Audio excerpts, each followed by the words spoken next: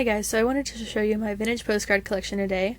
I've been trying to add in more about my hobbies and interests to my journal, so in this journal I just wrote postcards, and I'm going to write about how and why I got into postcard collecting on the side, and then I added in a few of my favorite postcards.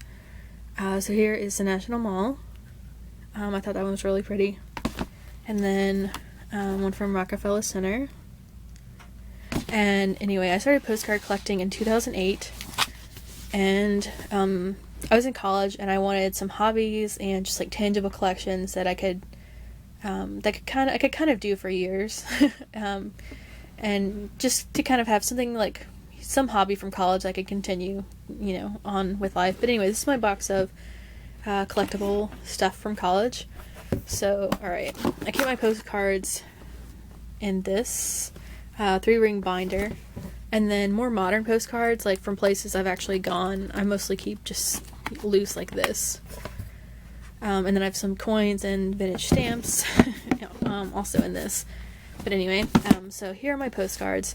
I usually collect postcards either of things that I think are cute, like vintage Christmas postcards, New Year's, birthdays, and stuff like that. Or I get postcards of places I've been or lived, or have some kind of like strong connection to.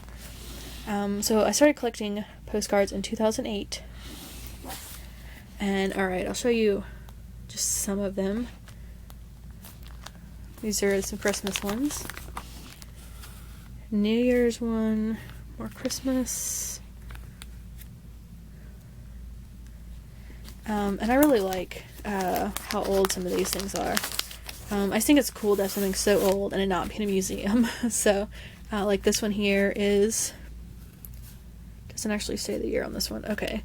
This other one says 1907. It's got handwriting on it. It's just kind of a cool little glimpse into the past. And then that's the one that was from. So someone sent like this New Year's postcard in 1907. So this thing is over 100 years old. I think that's really cool to be able to have something so old and have some kind of, link to the past. I usually get them in antique stores. Here's some Thanksgiving postcards, birthday ones, and at some point I think it'd be cute to have some kind of way to display my favorite ones around holidays. Maybe have like a string with like little clothespins and like hang them on like a decorative window or something. So like for a birthday or Christmas season, I could take all the holiday ones out, display them, and then put them back in here after the holiday's done. But for now I don't. I just leave them in here. Here's some birthday ones, and these are all very old like the other one. I just think it's just so strange that something so old could be so cheap still. And then something so old could even still exist. Like, you have to wonder, like, what the story of this card is, how it's been around for 100 years, literally 100 years, about who sent it, who they sent it to, why someone kept it for so many, decades and decades.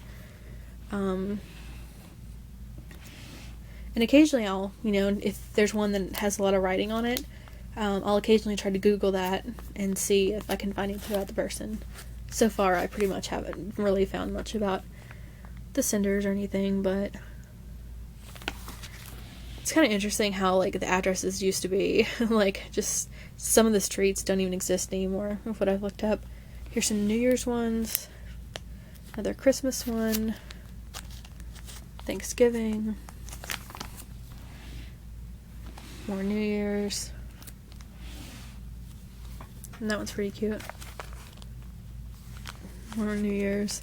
This one here is from someone wrote 1911 on it. So I think it's in this one 1910.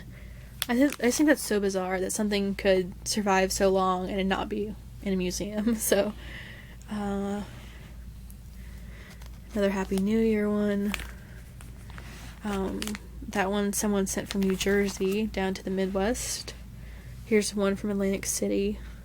That one's from the early 1900s. This is one of the first ones, the first vintage postcards that I bought. It was sent from, I don't remember where. I don't know. The picture is Atlantic City, though. More New Year's and Christmas ones. And I really like ones that have either sent from or sent to somewhere I have a connection to. Okay, I have a decent number of Christmas ones. I'll speed this up a bit. And then here, it says has a little bit of writing. This was sent on New Year's Eve, 1913. So that's just crazy. And it was sent to Wisconsin. So I just think that's so weird. And the handwriting has changed over the years. It's just cool. Like, how did this thing, like, I don't know. I don't have all the postcards people sent me. It's like, how did someone save these things for so long? Here's Herald Square and Broadway. This is looking north from 33rd, in Manhattan, and I don't remember where the postcard's from. Probably like the 1940s, maybe. Here's the Empire State Building. I really like this one.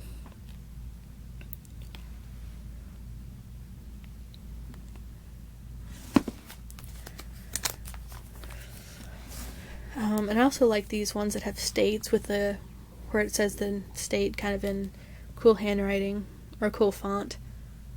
So there's DC, the Lincoln Memorial, Washington Monument,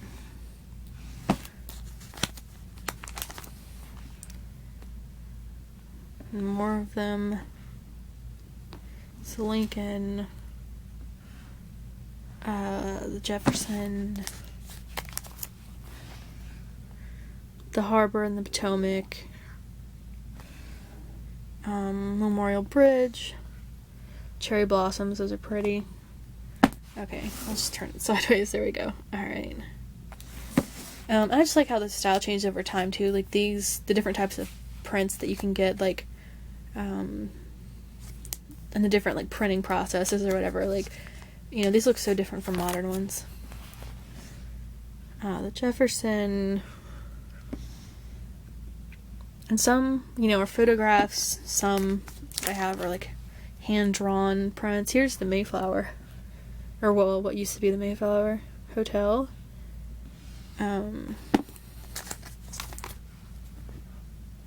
Lincoln, the East Room, Penn Ave.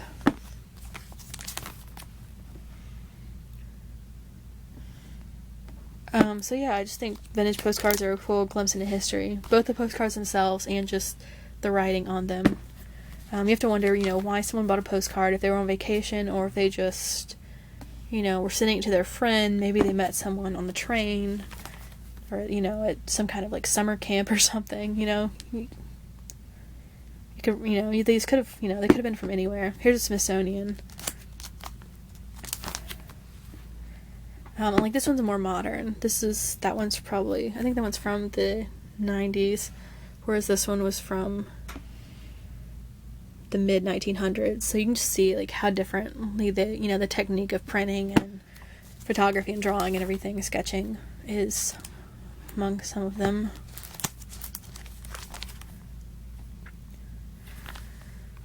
Library of Congress, Union Station. That one's pretty cool.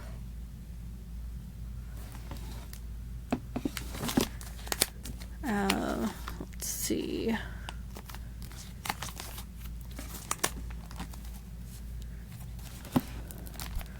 Rock Creek. So yeah, some of my stuff is, like, historical ones. Like, that one's really rather old. And then some are more modern. Let's see when this is from. It's from, I can't actually read that, 1912. And then it actually was written on. Let's look at that. It was sent to Ohio, and I can't actually read that. I'm not sure what that says, but the handwriting's cool. It's just strange to have something so old. And it's kind of like getting a glimpse into someone else's life, which is kind of fun. Let's see. Let's look at...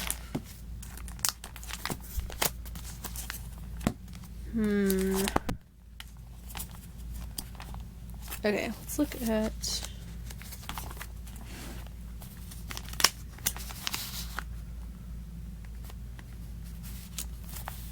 this one here.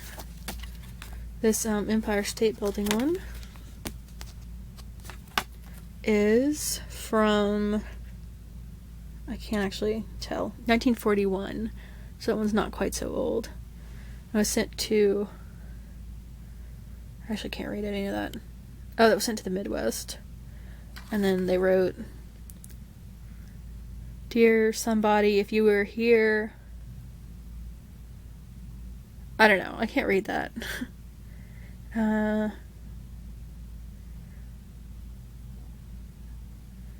Something about they're enjoying your trip as much as this. I don't really know, but that's cool. That's like a pretty far distance. How would someone in, well, maybe they were sending it back home and they were from there. I think it's pretty random. Like back then, you know, it wouldn't be as easy to meet someone like 1,000 miles away as it is now. So it's just like, how did they meet that person? Why are they sending them a postcard? You know, it just makes me curious what the stories behind these cards were. And then the Herald Square one. Like, some don't have writing on it. Like, this one doesn't. I don't think maybe it says the year. Okay, it doesn't. But sometimes they say the year, even if they don't have handwriting on it, which is cool. But anyway, this is getting long, so that's about it.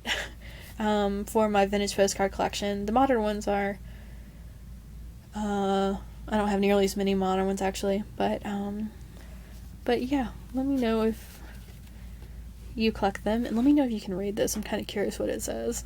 So yeah, alright, have a good night. Okay, bye.